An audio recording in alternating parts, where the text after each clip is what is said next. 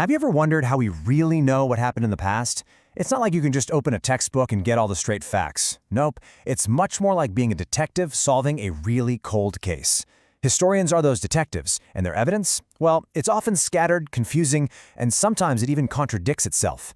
So today, we're going to put on our detective hats and sift through the clues from 1,000 years of Indian history to see what story they actually tell. All right, so every good mystery kicks off with that one weird clue, right? The thing that just doesn't quite add up. And our first piece of evidence is a real head-scratcher. Okay, so take a look at this. On the screen, we've got two maps of the exact same place, the Indian subcontinent. The one on the left is from 1154, made by the Arab geographer Al-Idrisi. The one on the right, made by a French cartographer, but almost 600 years later. And yet, they look like they're from different planets. Let's zoom in a bit. In Al-Idrisi's map, things are literally upside down. South India is up at the top, where we expect North India to be, and the place names are all in Arabic. Now jump over to that French map from the 1720s. This one looks way more familiar, doesn't it?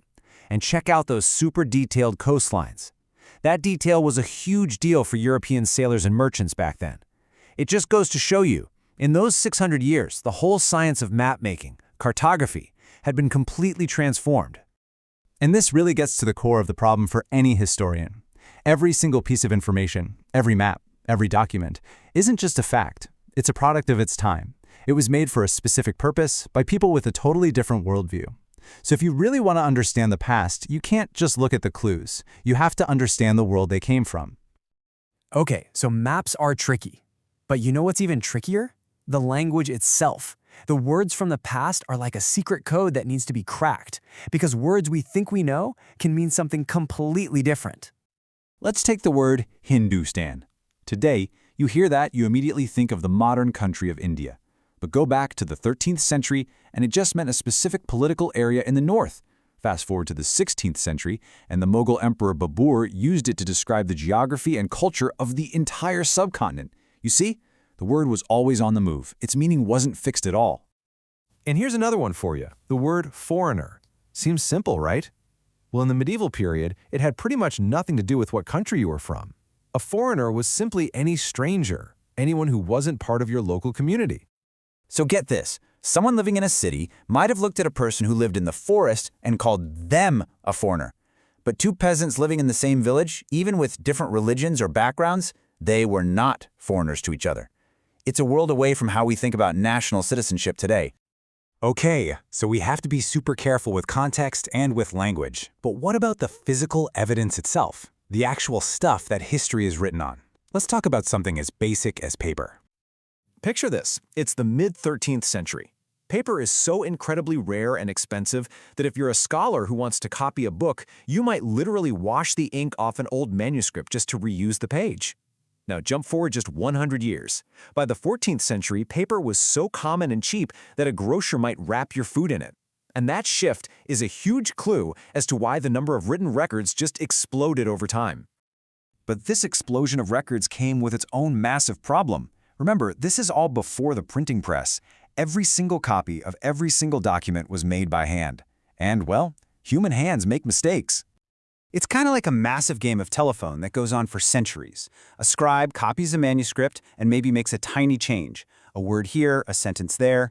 Then the next scribe copies that copy, maybe adding another little error. Do that for hundreds of years, and the text you end up with can be wildly different from the original. So historians often have to play detective, comparing dozens of different versions just to try and guess what the author actually wrote in the first place. So the clues are messy. The language is a code. The evidence is full of little changes. It sounds almost impossible, right? And yet, when historians piece it all together, a surprisingly clear picture emerges. And that picture shows that the 1,000-year period from roughly 700 to 1750 was one of incredible, non-stop change. Yeah, this was no static, unchanging era. New technologies were popping up all the time, completely reshaping life. You had the Persian wheel, which was a total game changer for irrigation and farming. Then the spinning wheel came along and revolutionized textile production. And of course, firearms appeared, and that changed warfare forever. And it wasn't just technology. As people traveled, they brought new foods and drinks with them. Can you even imagine Indian cuisine today without potatoes or chilies? Or think about life without tea and coffee? All of these things we just take for granted now arrived on the subcontinent during this incredibly dynamic period. Society itself was constantly in motion. It was a time of great mobility, with groups traveling all over in search of opportunity. You saw new communities, like the Rajputs, become really important politically, and as society got more complex, people were grouped into subcastes, or jadis, based on their jobs and backgrounds, which created a much more intricate social world. The religious world was changing too. Within Hinduism, you see the rise of bhakti, this powerful idea of having a personal, loving devotion to a deity. And at the same time, Islam arrived in the subcontinent, brought by merchants and migrants, and it took root and grew into a major faith. So, with all this complex, messy, and dynamic evidence, how does our historian detective finally write the report? How do you possibly structure a 1,000-year story of constant change? Well, they use a tool called periodization. It's just a fancy word for chopping up history into big, manageable chunks, like ancient, medieval, and modern. But here's the catch. The way you choose to chop it up says a lot about your own perspective. For a long time, for instance, British historians in the 19th century divided Indian history based simply on the religion of the rulers, a Hindu period, a Muslim period, and a British period. But that approach basically ignores the incredible diversity of life and suggests that nothing else really mattered. So today, historians look at much bigger things, like economic and social factors, to understand these periods of transformation. This just shows how our labels can be misleading.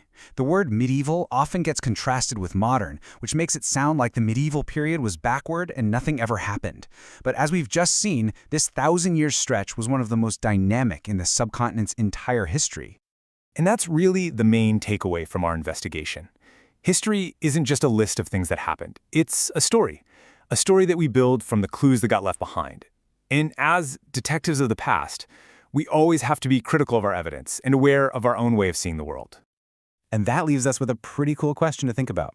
What clues are we leaving behind right now? Our digital messages, our social media posts, all of our data trails, what's actually going to survive for future historians to find? And maybe more importantly, what story are they going to piece together from that evidence? What will they get right about our complicated world? And what crucial detail, what piece of context will they get completely and totally wrong?